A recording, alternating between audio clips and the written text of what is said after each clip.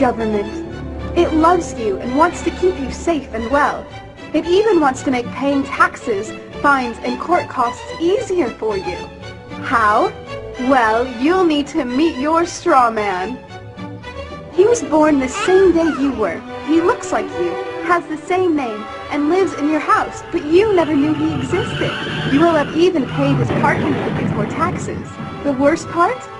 He's been dead from day one. From every birth certificate, a legal personality, or legal fiction, is created with the same name to confuse little old you into thinking it's you. So, there's a human you and a paper you, or as it's commonly known, a straw man. So when it seems like government officials, court clerks, or the police are speaking English, they aren't. They're speaking legalese, designed to make you agree to verbal and written contracts without even knowing about it, all spun from Black's Law Dictionary. For example, when the police say, "Do you understand?" you'll say, "Yes." What they are really saying is, "Do you stand under our authority?" Oops-a-daisy, you just created a verbal contract with them. Oh, you clever government.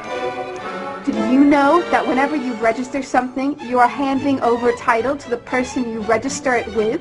That's right. Whenever you register something with the government, they assume it belongs to them. Registered your car? Super! Now you are the registered keeper of your vehicle, and the government can crush it when you don't pay your, straw man's taxes. Expecting a new bundle of joy? Well then you need to register your little darling with a birth certificate. Then they can start the process all over again and create a new straw man for your little one. Isn't that great? So when Junior grows up, he'll be able to generate revenue just like you have. When you notify on your baby by signing the birth certificate, your child becomes a ward of state. And if the government doesn't like what you're doing, they'll assume it's okay to take the child away or make new rules for things they don't like. Not enough school? Smacking your child? Shouting too loudly? Then it's off to social services for the little one. When you get a bill, it's sent to you but belongs to your straw man, not you. That's why bills, fines, and summons start with Mr., Mrs., or Ms. Sometimes you'll see your surname in capitals, just like on a gravestone.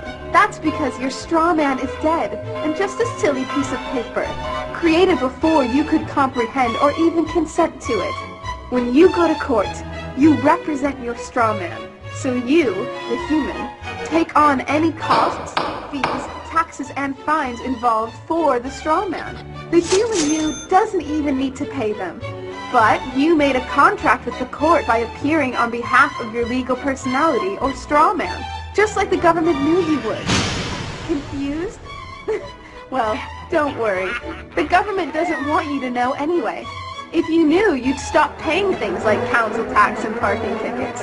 Because when you go to court, you are representing your straw man. You are you, alive and made of flesh and blood. Your straw man, or legal personality, is a piece of paper created from your birth certificate. And you think it's you. What a silly Billy. This is a certified true copy of my live statement of birth. You can get this by applying for it at the Registrar General. They'll give it to you. And it's very interesting because this is where it all began. This is the foundation document. All identification is generated from this document. And so if the foundation document is no good, anything that's made from it is no good. That means driver's licenses, health cards, everything. Now what they did here, this is exactly what he meant when he said, soon every American will be required to register their biological property.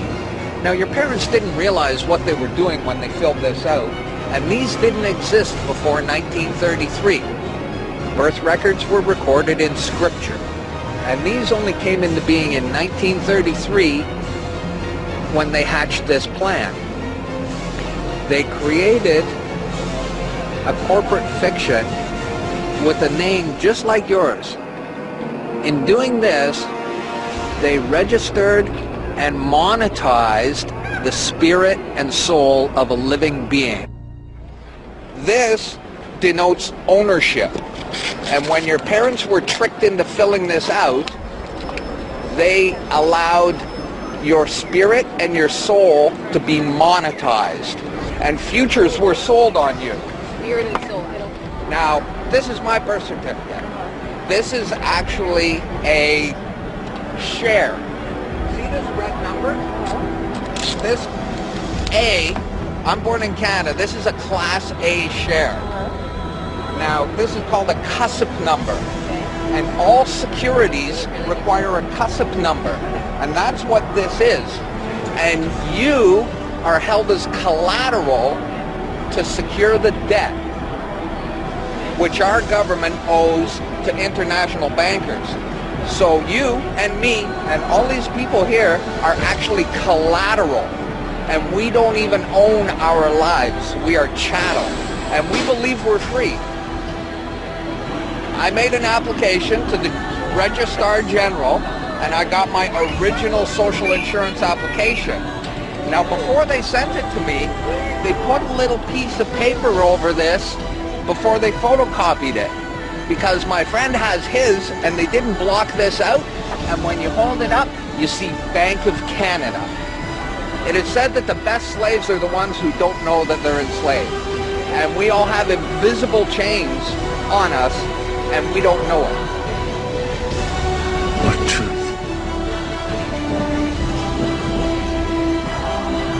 That you are a slave here. Like everyone else, you were born into bondage, born into a prison that you cannot smell or taste or touch. A prison for your mind. We're talking about big bucks. We're not talking about hundreds of millions or even hundreds of billions now. We're talking about trillions of dollars. The obligation is immeasurable. Nobody can measure it. This door's wide open now. It's gonna happen, whether you like it or not. Do you notice that they have the same amount of ink on them? Do you notice that they're made out of the same virtually worthless stuff? It's paper. Did you get it? It's paper. When we create money, we have created an instrument of value that has no value of its own. And it's just as expensive or inexpensive to print the 20 as it is to print the 1. In January of 1913, in December of 1913, he signed the Federal Reserve Act, bringing the Federal Reserve System into place in America, and did what Thomas Jefferson said must never happen. He took the control of the money away from the people by taking it away from the Congress and gave it to a group of private individuals.